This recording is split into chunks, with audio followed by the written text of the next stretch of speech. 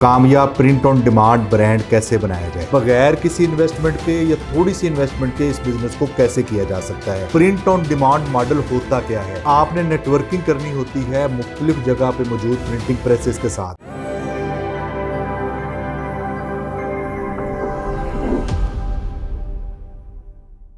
बिस्मिल्लाहिर्रहमानिर्रहीम, अस्सलाम वालेकुम। आज की हमारी वीडियो का टॉपिक ये है कि एक कामयाब प्रिंट ऑन डिमांड ब्रांड कैसे बनाया जाए।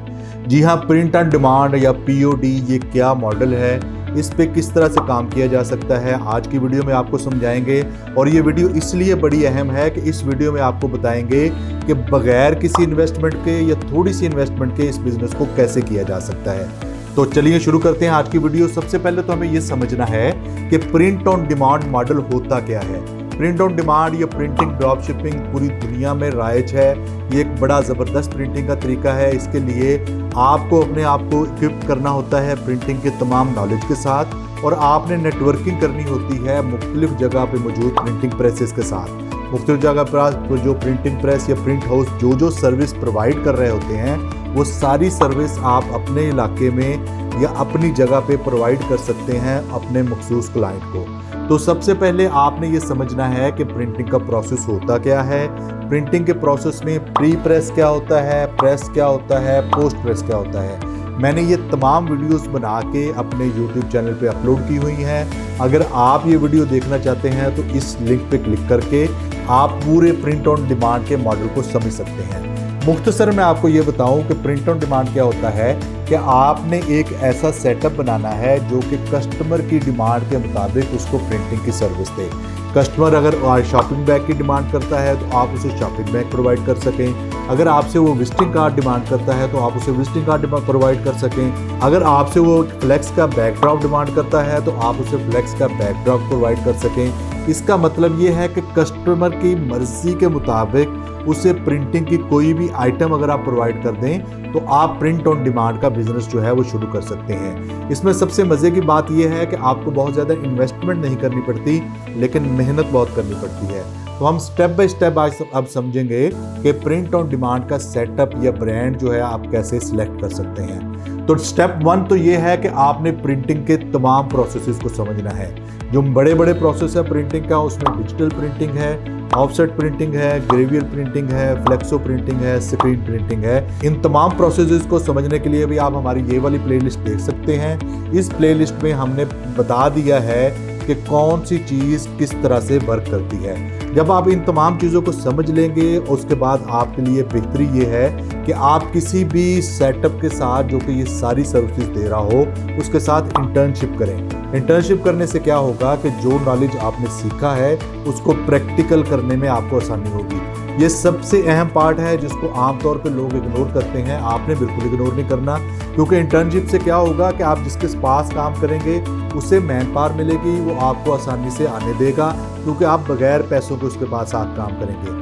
ये सबसे मेहनत का अहम पार्ट है, क्योंकि इसी पार्ट से आपकी पूरी ज़िंदगी की सेटअप बनना है। पूरी ज़िंदगी की जो लाइन है वो सेट होनी है, क्योंकि एक आप सेटअप में काम करेंगे, वहाँ पे कस्टमर्स आ रहे होंगे, आपको पता चलेगा कि कस्टमर को डील कैसे करते हैं, आपको ये पता चलेगा कस्टमर को रेट कैसे देते हैं, आपको ये पता चलेगा कि पार्टी से काम कैसे करवाते हैं, वेंडर चूज़ कैसे करते हैं, आपके शहर में सप्लाईज कैसे आ रही हैं, आपने डिलीवरीज कैसे देनी है। ये सारी चीज़ें जो हैं आपको इंटर्नशिप के थ्रू पता चलेगी। इसके बाद आपने क्या करना है कि आपने एक नीश सिलेक्ट करनी है कि आपने कौन सी सर्विस देनी है।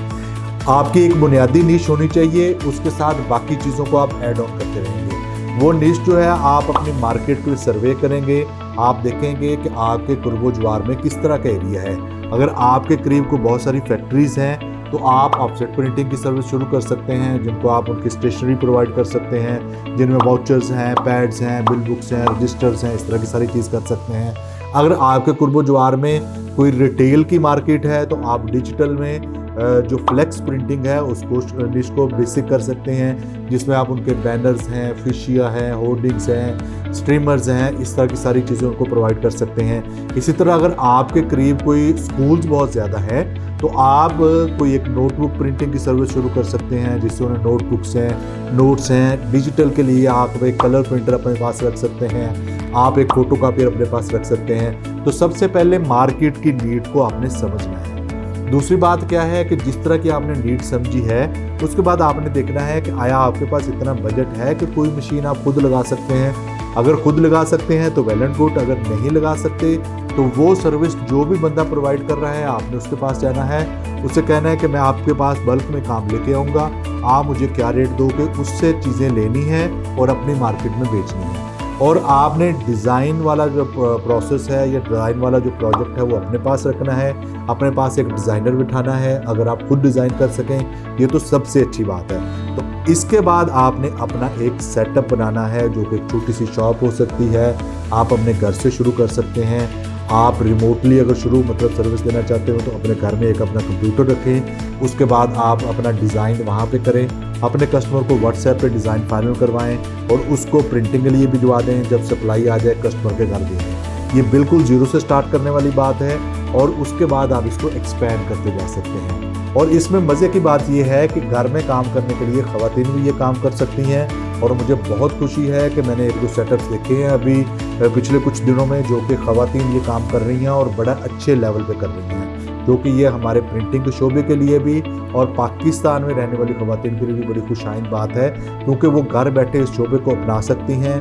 और प्रिंटिंग का बिज़नेस ऐसा है कि इसे आप जितना स्केल करना चाहें स्केल कर सकते हैं। अगली बात यह है कि आपने जब एक सेटअप बना लिया है तो आप अपना उसका एक नाम रखेंगे और उस नाम को आप सोशल मीडिया के पेजेस पे लेके जाएंगे, अपनी सोशल मीडिया आइडेंटिटी बनाएंगे। आपके पास जो भी कस्टमर आ रहे हैं उनकी पोस्टें आप लगाएंगे, जो डिज़ाइन बना रहे हैं उसकी पोस्टें लगाएंगे। आप इसमें पेड ऐड का सहारा लेंगे, अपने लोकल एरिया में पेड एड्स लगाएंगे, ताकि आपकी जो लोकेलिटी है उसमें पता चले कि ये बंदा ये वाली सर्विस प्रोवाइड कर रहा है। और कोशिश करेंगे कि कस्टमर जो भी चीज़ डिमांड कर रहा है आप उसकी मर्जी के मुताबिक वो चीज़ प्रोवाइड करेंगे। जब आप सोशल मीडिया पे अपीयर होंगे, एक कस्टमर को देंगे, तो प्रिंटिंग में एक सबसे मज़े की बात यह है, एक तो अगर सेटिस्फाइड कस्टमर है तो वो रिपीट कस्टमर बहुत आता है, और दूसरी बात यह है कि अगर आपकी वो सर्विस से सेटिस्फाइड है तो आपको वो रेफ़र भी करेगा। और इस बिज़नेस में सबसे अहम बात यह है कि नो योर कस्टमर। आपके कस्टमर की क्या नीड्स हैं आपने ज़्यादा समझना है, उसको कस्टमर को एजुकेट करना है, उसे बताना है कि मार्केट के स्टैंडर्ड्स ये हैं। आपका अगर अच्छा स्कूल है तो आपने स्टैंडर्ड की चीज़ बनानी है, लो बजट में नहीं जाना, अच्छे बजट में जाना है। अगर आपके पास बजट कम है तो आपके पास ये ऑप्शन है, बजट ज़्यादा है तो ये ऑप्शन है। तो आप कुछ प्रोडक्ट से अपने जो सेटअप है उसको स्टार्ट करेंगे और आहिस्ता आहिस्ता ऐड ऑन करते जाएंगे अपने कस्टमर की डिमांड के मुताबिक प्रोडक्ट्स। आप देखेंगे कि 1 से 1.5 साल के अरसे में इंशाल्लाह एक अपना प्रॉपर सेटअप बनाएंगे। मेरे पास 20 मिसालें ऐसी हैं, बहुत सारे बच्चे ऐसे हैं जिन्होंने बिल्कुल ज़ीरो से शुरू किया है और अब वो स्केल कर गए हैं, बड़ा अच्छा बिजनेस तो बना रहे हैं। तो अगर आप ही ये बिज़नेस शुरू करना चाह रहे हैं तो बिल्कुल आप स्टार्ट करें। हमारा चैनल पानियर डिजिटल स्टूडियो प्रिंटिंग की तमाम प्रोडक्ट्स के बारे में, प्रिंटिंग की सर्विसेज के बारे में इंफॉर्मेशन प्रोवाइड करता है। हम टूर्स करते रहते हैं, मुख्तलिफ मशीनों के बारे में बताते रहते हैं, मुख्तलिफ सेटअप्स के बारे में बताते रहते हैं। तो हमारे पेज को लाइक और सब्सक्राइब करते रहें, प्रिंटिंग करते रहें, पैसे कमाते रहें। अल्लाह पाक आपको आसानी अता फरमाए और आसानी तकसीम करने का शर्फ अता फरमाए।